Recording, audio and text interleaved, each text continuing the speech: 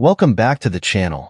Today, we're diving deep into the early life of Prince Siddhartha, who eventually became the Buddha. His story is one of transformation, from a life of luxury to a quest for understanding and compassion. It's a journey that takes us from the comforts of a palace to the mysteries of human suffering. So let's explore how a young prince left everything behind to seek truth and enlightenment. Let's dive in. 1. Introduction. Setting the scene. Imagine being born into a life where everything is handed to you. Beautiful palaces, gardens, music, food, and entertainment. Siddhartha's early life was surrounded by the best of everything. But all of this luxury came with one key restriction. Siddhartha was never allowed to see suffering. King Suddhodana went to great lengths to shield his son from pain, sickness, or anything that might make him question his royal role. He had guards ensure that nothing unpleasant entered the palace grounds. This royal bubble seemed perfect. But, as we'll see, there are some things in life that even a king can't protect his son from. 2. The 4 encounters. What opened Siddhartha's eyes? As Siddhartha grew older, his curiosity about life outside the palace grew too. He wanted to understand the world beyond the palace walls. One day, he convinced his charioteer, Channa, to take him out into the city, and what he saw there would change his life forever. First, they encountered an old man. Siddhartha had never seen someone like this before. Frail, wrinkled, and hunched over with age. This was a sight completely new to him. Turning to Channa, he asked, "Why does this man look like this?" Channa explained, "My prince, he is old. Aging happens to all of us over time. No one can escape it." Siddhartha was stunned. Up until that moment, he had assumed that everyone stayed youthful forever, just as they were in the palace. He asked, "Will this happen to me too?" Channa's answer was simple but powerful. "Yes, my prince. This is the fate of all who live." This encounter was like a crack in the wall of his perfect world. It showed him that life was not as permanent or as perfect as he thought. As they continued, Siddhartha saw something even more disturbing. A man lying on the side of the road, writhing in pain. The man's body was weak, and he appeared to be suffering terribly. Siddhartha felt a deep sadness as he watched the man and asked, "What is happening to him?" Channa explained that the man was sick. Illness, he told Siddhartha, is something that can happen to anyone at any time. It was another harsh reality for Siddhartha. This wasn't like the palace, where everything was orderly and beautiful. Out here, people could experience intense suffering. The third sight was a funeral procession. Siddhartha saw the mourners and, in the middle of them, a lifeless body wrapped in cloth. He asked, "What is going on? Why are they carrying this person?" Channa replied, "This is death, my prince. All beings eventually pass away." Siddhartha was devastated. Death was a concept he had never been exposed to before. He realized that even he, his family, his friends, everyone would eventually die. And finally, Siddhartha saw something unexpected. A wandering ascetic, a man who had renounced all possessions and seemed to live in peace with only the bare essentials. This man had nothing, but he radiated calm and contentment. Siddhartha was fascinated and asked, "Who is this man, and why does he look so at ease?" Channa explained that this ascetic had left behind worldly comforts to seek a higher truth. Each of these 4 sights hit Siddhartha deeply, one after another. Aging, sickness, death, and then the possibility of a peaceful life without material possessions. They shook him. He began asking himself, what is the purpose of life if it's filled with so much suffering? Is there a way to end this suffering?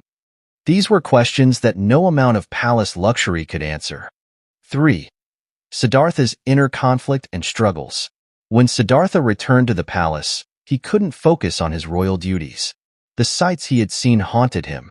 The image of the old man, the sick man, the corpse, and the peaceful ascetic stayed with him, raising questions he couldn't ignore. It was as if he had awakened to a new understanding, and there was no going back. At the same time, Siddhartha was a prince with responsibilities. He had a loving wife, Princess Yasodhara, and a newborn son, Rahula. His family and his kingdom depended on him. Siddhartha loved his family deeply, but he felt trapped. Every day, he felt more torn between his royal responsibilities and his inner calling to seek the truth. It was a painful conflict, one that ate away at him. Eventually, Siddhartha reached a breaking point. He realized that he couldn't ignore the questions inside him. He couldn't just go back to a life of luxury and pretend that suffering didn't exist. So, one night, while the palace was asleep, he made a difficult decision. Siddhartha went to his wife and son, watching them as they slept, feeling the weight of what he was about to do. He whispered a silent goodbye, knowing he might not see them again for a long time. With a heavy heart, he left the palace that night, walking away from his life of comfort and privilege. This was the beginning of Siddhartha's journey as a seeker. 4. The journey of asceticism. After leaving the palace, Siddhartha wandered into the forest, seeking answers from spiritual teachers. He studied under renowned teachers, learning meditation techniques, studying philosophies, and pushing himself to understand the nature of suffering. He hoped these teachings would help him find the answers he was looking for, but somehow, he still felt incomplete. Then, Siddhartha turned to asceticism, the practice of extreme self-denial. Along with a group of followers, he decided to reject all forms of comfort. They believed that if they could conquer the desires of the body, they could overcome suffering. Siddhartha stopped eating almost entirely, surviving on a few grains of rice each day. He fasted to the point where he could feel his bones pressing against his skin. He endured the extremes of heat and cold, practiced long periods of meditation, and pushed his body to its absolute limits. The physical toll was enormous. He grew so weak that he was barely able to stand, let alone meditate effectively. But despite these hardships, he found that the answers he sought remained just out of reach. The suffering he endured didn't bring him closer to enlightenment. It only drained him, physically and mentally. After years of this intense asceticism, Siddhartha realized that he wasn't closer to his goal. He was only harming himself. This was a powerful realization for him. He began to understand that extreme austerity was not the way to enlightenment.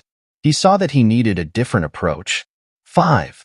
The turning point, discovering the middle way. One day, as he was meditating and feeling utterly exhausted, Siddhartha had a breakthrough. He realized that neither a life of indulgence nor one of severe deprivation could lead him to the truth. This realization became known as the middle way, a path of balance, avoiding both extremes. With this new understanding, Siddhartha accepted a bowl of rice milk from a village girl named Suddhodana. This small act of nourishment revived him, giving him the strength to continue his journey. By accepting food, he embraced a balanced approach. He would neither indulge in luxury nor deny himself completely. The middle way was a path of moderation, one that allowed him to seek enlightenment without destroying his body. With renewed strength, Siddhartha prepared for his final meditation under the Bodhi tree. He vowed not to leave until he had found the answers he sought. This would be the defining moment of his journey, but we'll explore that story another time. 6. Ending. Reflection on Siddhartha's early life and its impact. So, what can we learn from Siddhartha's early journey? Siddhartha's story teaches us that life is filled with challenges that can't always be avoided.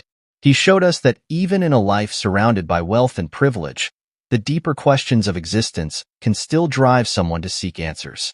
His journey from prince to seeker teaches us the importance of compassion. It's his compassion for others' suffering that pushed him to find a way to help. And through the middle way, he showed that extremes are not always the answer, that true wisdom often lies in balance.